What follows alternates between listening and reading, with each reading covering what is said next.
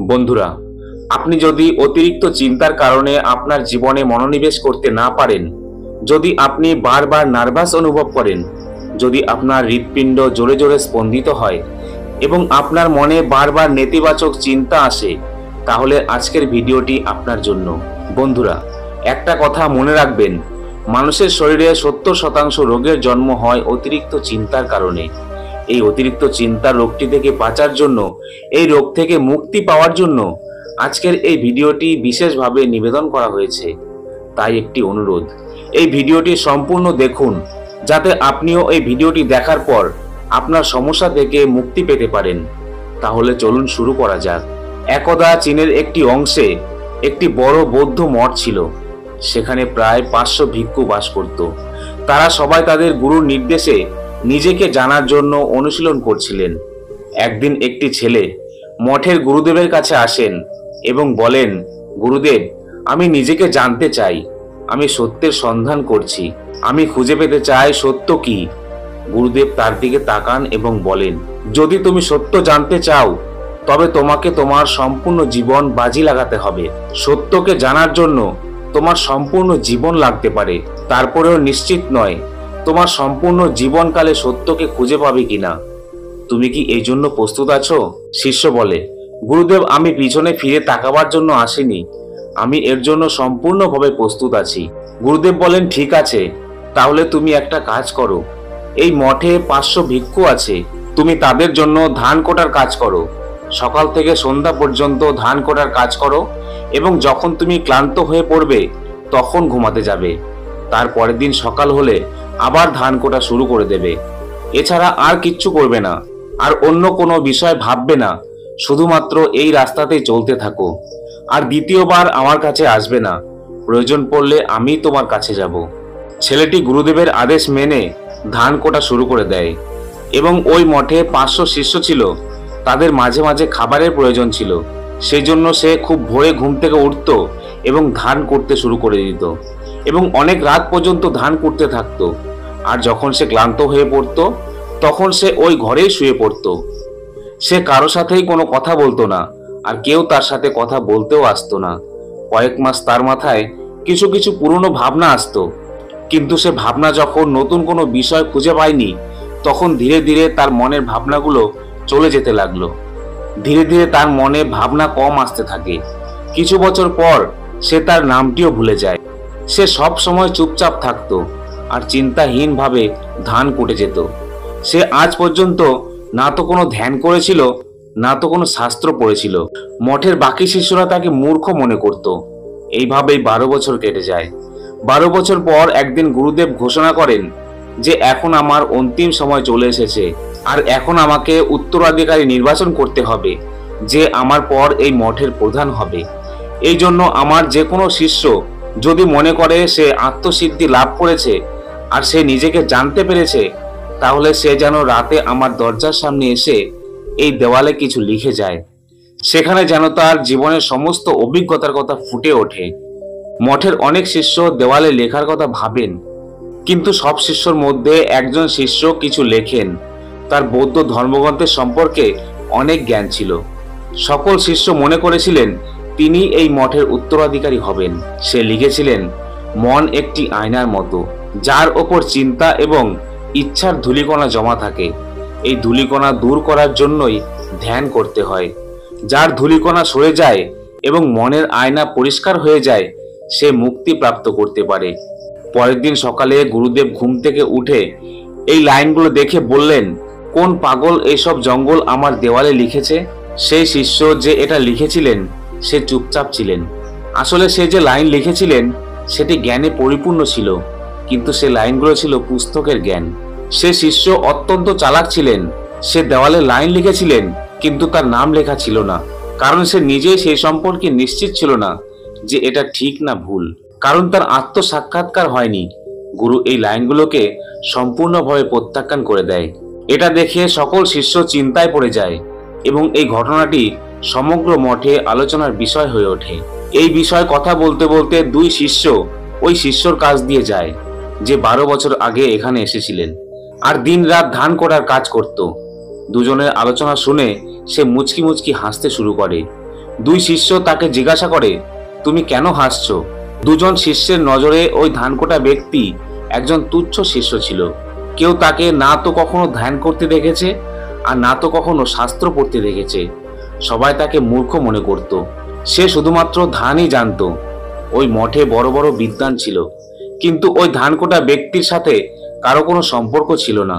এই জন্য ওই দুজন শিষ্য তাকে মুচকি হাসতে দেখে আশ্চর্য হয়ে যায়। তারা তাকে আবার জিজ্ঞাসা করে, তুমি কেন হাসছো? সে উত্তরে বলে, এই জন্যই হেসেছি, গুরুদেব একদম সঠিক বলেছেন। এই সমস্ত লাইন জঙ্গলের সমান, এসব লাইনের কোনো মূল্যই হয় না। ওই দুজন শিষ্য চমকে যায়। তারা তাকে জিজ্ঞাসা করে, তুমি কি এমন কোনো লাইন লিখতে পারো যেটা এর থেকেও ভালো হতে পারে?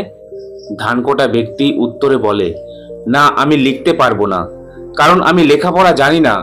কিন্তু হ্যাঁ, আমি কিছু বলতে পারি। যদি তোমরা আমার বলা এই লাইনগুলো দেওয়ালে লিখে দিতে পারো, তাহলে আমি তোমাদের সাথে যেতে রাজি আছি। ওই দুজন শিষ্য তাকে বলে, ঠিক আছে। তারপর তারা গুরুদেবের ঘরের কাছে নিয়ে যায়। সেখানে ধানকোটা ব্যক্তি কিছু লাইন বলে, আর অন্য শিষ্য ওই দেওয়ালে এই লাইনগুলো লিখে দেয়। আর এই লাইনগুলো নিজে লিখে দেয় ধানকোটা ব্যক্তি। তাদের মনে হয় গুরুদেব অবশ্যই ক্ষিপ্ত হবেন এই লাইনগুলো দেখে। অত্যন্ত অদ্ভুত ছিল সেই লাইনগুলো। সে লিখেছিল, মন একটি মায়া মাত্র, মনের কোনো আয়না নেই, আর যখন মনই নেই তখন ধুলো কোথায় জমবে? যিনি এটা জানেন তিনি সত্যকে জানতে পেরেছেন। গুরুদেব মাঝরাতে উঠে যখন এই লাইনগুলো দেখলেন, তখনই তিনি ওই ধানকোটা শিষ্যর কাছে গেলেন। তখন সেই শিষ্য ঘুমিয়েছিলেন। গুরুদেব তাকে জাগিয়ে বললেন, এই নাও আমার লাঠি আর আমার জামা কাপড়। আজ থেকে তুমি আমার উত্তরাধিকারী, কিন্তু এই মঠ থেকে দূরে কোথাও চলে যাও, কারণ এই মঠে অনেক পণ্ডিত আছেন যারা নিজেদেরকে তোমার চেয়ে বড় পণ্ডিত মনে করেন, এবং তারা তোমাকে মেরে ফেলবে। এই সত্যটা তারা সহ্য করতে পারবেন না যে একজন সাধারণ ধানকোটা ব্যক্তি তাদের থেকে বেশি বিদ্বান। তোমার কাছে যেসব জ্ঞান আছে, আমি জানি তুমি যেখানে যাবে মানুষ তোমার কাছে আসতে শুরু করবে, কারণ যখন একটি ফুল ফোটে তখন তার সুগন্ধ সমস্ত প্রকৃতিতে ছড়িয়ে যায়। এই শিষ্য গুরুর চরণ ছুঁয়ে সেই রাতে সেখান থেকে চলে যায়। আমাদের জীবনেও দেখবেন অনেকেই মনে করেন চোখ বন্ধ করে এক জায়গায় বসেই ধ্যান করা যায়, কিন্তু বাস্তবে তা নয়। হাঁটার সময়, কাজ করার সময়ও ধ্যান করা যায়। আসলে ধ্যানের অর্থ হলো আপনি যেই কাজই করছেন মন দিয়ে করুন, যাতে আপনার শরীরও জানতে না পারে। যেভাবে ধানকোটা ব্যক্তি তার কাজে এতটাই মগ্ন ছিলেন যে তিনি কাজ করতে করতে আত্ম উপলব্ধি করেছেন। আসলে আমাদের বাস্তবতাকে জানার জন্য অন্য কোনো সাধনা করার প্রয়োজন নেই। আমরা যা কিছু করে থাকি শুধুমাত্র তার মধ্যেই হারিয়ে যেতে হবে। নিজের কাজে এমনভাবে মগ্ন হয়ে যাও যাতে তোমার কাজই ধ্যানে পরিণত হয়। এখন আমি আপনাদের বলবো অতিরিক্ত চিন্তার কিছু প্রধান কারণ। বর্তমান থেকে অতীতকাল অথবা ভবিষ্যৎকাল নিয়ে বেশি চিন্তা করা। আপনি এখন যে কাজটি করছেন তার চেয়ে অতীত অথবা ভবিষ্যৎ নিয়ে বেশি চিন্তা করেন।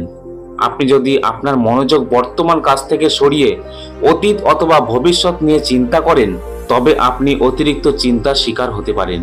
দ্বিতীয় কারণ, অতিরিক্ত কাজের চাপ। যখন কাজের চাপ বেশি থাকে তখন মস্তিষ্ক দ্রুত কাজ শুরু করে এবং এটি মানসিক চাপের সৃষ্টি করে। মস্তিষ্কে যে চিন্তাগুলো আসতে শুরু করে, যেগুলো আপনার কাজের সাথে কোনো সম্পর্কই নেই, তাহলে আপনি অতিরিক্ত চিন্তার শিকার হতে পারেন। তৃতীয় কারণ, মনের ভয় সৃষ্টি হওয়া। যেমন চাকরি হারানোর ভয়, পদোন্নতি না পাওয়ার ভয়, কাজে ব্যর্থ হওয়ার ভয়, টাকা উপার্জন না করার ভয়, টাকা বেশি খরচ হয়ে যাওয়ার ভয়। মানুষ এরকম ভয় নিয়ে কল্পনা করতে থাকে। মনের সমস্ত ভয় ধীরে ধীরে ব্যক্তিকে অতিরিক্ত চিন্তায় জড়িয়ে ফেলে। চতুর্থ কারণ, আত্মবিশ্বাসের অভাব। যখন কোনো কাজ করতে দ্বিধাগ্রস্ত থাকেন তখন মনের মধ্যে নেতিবাচক চিন্তা ভাবনা শুরু হয়। মানুষ যখন ছোট ছোট জিনিসের নেতিবাচক দিকগুলো নিয়ে বেশি ভাবতে শুরু করে তখন সে অতিরিক্ত চিন্তার শিকার হয়। এখন প্রশ্ন হলো, এই অতিরিক্ত চিন্তা রোগ থেকে কি মুক্তি পাওয়ার উপায় আছে? উত্তর হবে হ্যাঁ, নিশ্চয়ই আছে। আপনি এই অতিরিক্ত চিন্তা থেকে মুক্তি পেতে চাইলে নিজে দেওয়া পদক্ষেপগুলি অনুসরণ করতে হবে। তবেই আপনি অতিরিক্ত চিন্তা রোগটি থেকে সম্পূর্ণভাবে মুক্তি পেতে পারেন। অতিরিক্ত চিন্তা ভাবনা থেকে মুক্তি পাওয়ার উপায়। আমরা সবাই জানি যে কোনো চিন্তা প্রথমে মাথায় আসে, তারপর সেটি ক্রিয়া করতে শুরু করে। আমাদের সমস্ত কাজ খুব চিন্তা ভাবনা করে করতে হয়, কিন্তু কোনো কাজকে নিয়ে প্রয়োজনের থেকে বেশি চিন্তা করা এবং সেই বিষয়ে বেশি চিন্তা করা যা আপনার কাজের সাথে কোনো সম্পর্কই নেই, এতে আপনার এবং আপনার কাজের উভয়েরই ক্ষতি হয়। তাই আসুন এর সমাধান সম্পর্কে জেনে নিই। প্রথম সমাধান, স্বীকার করা।